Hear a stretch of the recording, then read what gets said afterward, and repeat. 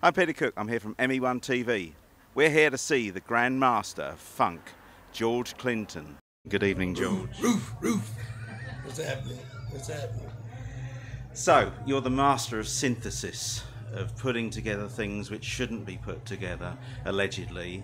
Tell me about that. That's cross-reference, I call it. Just merge stuff together and see what happened. But I mean, things that shouldn't be put together, like Jimi Hendrix and James Brown and everything. Motown. Is that coming straight out of your intuition? Beatles. Yeah, if it's good music, it's good music, no matter who do it. Merge it all. The world's going to be one world pretty soon. So it's better to start with music. Mm-hmm. And, of course, a lot of people have then been influenced by you, right from the Chili Peppers to Prince and other people. I mean, how do you look at the people that have stood and look at what you do and have then taken some of it and sort of taken it on a step or even copied it? I copy it back. I know you. See, whatever they come up with, I copy that and keep me relevant. Mm-hmm. But I appreciate that, funk is the DNA for a lot of music. We've been around a long time. Mm-hmm. Through the Motown era, through the rock and roll era, through the hip hop era. Funk's been around a while, disco, now electronic is funkin'. Yeah, so fusion has continued, hasn't it? And you probably started that. As long as we got booties, we gonna shake them. Yeah. And so as long as we got booties, we gonna need music to make us shake them.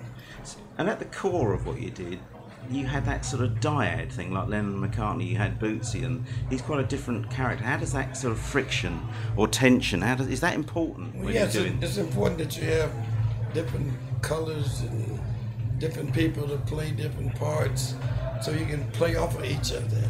We have a big group: Bernie Worrell, Gary Sider, Eddie Hayes, Bootsy, Maceo Parker. So you haven't picked people that are similars in that respect, which is unusual, isn't it? In the business. Well, we like-minded, Yeah. We all like the funk, but you want somebody that like you say, chemistry, tension. The minute you do it all by yourself, you do it pretty good for a minute, but you shoot your whole thing. So another rule you break on stage is you break the rule of the four-piece band or the quartet. You've got 20, 30, 40 people. How do you actually manage to pull that off with the audience still sees a seamless performance? Do you have extensive practice, or do you just control them with your feet? We've been together a long time. Yeah. And we play tag team, like wrestling too. Somebody get tired, go back. But we learned to do it instinctively now. We don't even have to talk about it. We never know what song I'm gonna call when I'm up there, so you have to be standing on guard for whatever I say. And allegedly, a lot of people watch your feet, don't they? Oh yeah, they can do that. But I clap out of time, stomp out of time, so you better not follow that too much. Now, I have a question here about democracy, leadership, and music. I know you started this idea of making sure that artists were, rewarded properly for their work, and you've got the Flashlight Project. Would you want to tell us something about that? Well, that is what the whole thing is about right about now. I'm 72 years old. So what keeps me going now is actually fighting for the rights that we already have in our music. Everybody's trying to take it now. We have big lawsuits. I got a bankruptcy that I just found out. It wasn't even my bankruptcy. Somebody has Social Security now. After all these years I've been fighting this, we just noticed, all the lawyers I've been paying, they just noticed that it wasn't even my bankruptcy.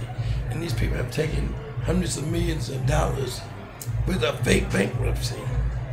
And all of this is coming out now that I got a book, coming out. There's no way I could tell that story, the way I was. I was smoking crack and everything, so nobody gonna listen to a crackhead. I had to clean up, get my act together, get new music, do a book before people will actually listen to it, because it's an incredible story. All the samples that was out there, all the different groups, they paid for it. But none of the band, none of myself, my family, the writers gets any money. It's a very familiar story in my experience of music. Well, it's a big one this time because there's so many of them. Yeah. It's like 500 lawsuits that's sealed. You can't even figure out how much they got. So we actually went to the Congress. Do you think if you invited lawyers to be in Parliament and Funkadelic, you could someone bring them over to your I side? tried to record them.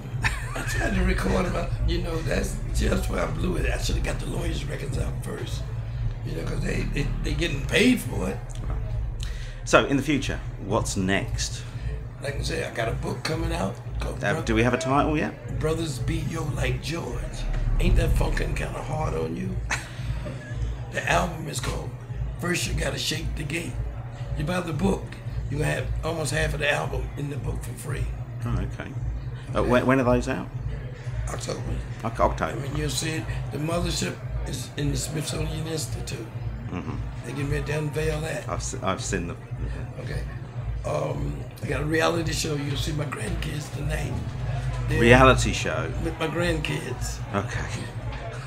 That should be interesting. That's going to be interesting. But you'll see Candy Apple Red tonight. That's my granddaughters. Right. So they'll be doing what the Brides of Frankenstein did. So you're pretty busy still then? All the time. Okay. George Clinton, thank you so much. Thank you.